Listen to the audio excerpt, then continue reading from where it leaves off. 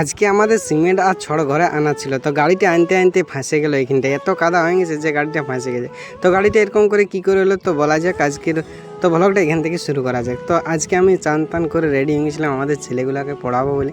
তো তাই আমি একদম চান টান করে রেডি। তারপরে দেখি কেউ কেউ এখানে জলের কলের এখানে আছে, কেউ কেউ ক্লাসে বসে আছে, কেউ কেউ বদমাইশ করছে। তো তখন আমি তাদেরকে বাড়ির কাজ দিতে শুরু করলি। তারপরে দেখলি আমাদের সিমেন্ট আর গুটিগুলো আসছে আর সাথে আছে ছড়। তো আনতে আনতে গেল ফাঁসে গাড়িটা। তো এত কাদা হয়ে গেছিলো এখানে যে ফাঁসে গেছিলো। আমরা অনেক চেষ্টা করলি, তো কোনো রকমের পারলি না উঠাতে। তখন ভাবলি যে কী করবো। তারপরে দেখলি একটা ট্রাক্টর যাচ্ছে, তখন ট্রাক্টরটাকে এখানে ডাকলাম আর ডেকের পর দড়ি বাঁধলাম। দড়ি বেঁধে নিয়ে অনেক চেষ্টা করলাম, তারপরে কোনো রকমে উঠলো। তো গাড়িটা অনেকগুলো ছিল, আমাদের লোড আর সিমেন্ট ছিল, ছড় ছিল। তো এইবারে আমরা গাড়িটা দিয়ে প্রথমে দড়ি দিয়ে বাঁধলাম, তারপরে টানতে শুরু করলাম।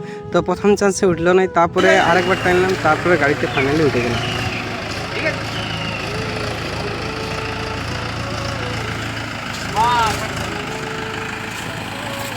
তো ফাইনালি গাড়ি আমার উঠে গেল।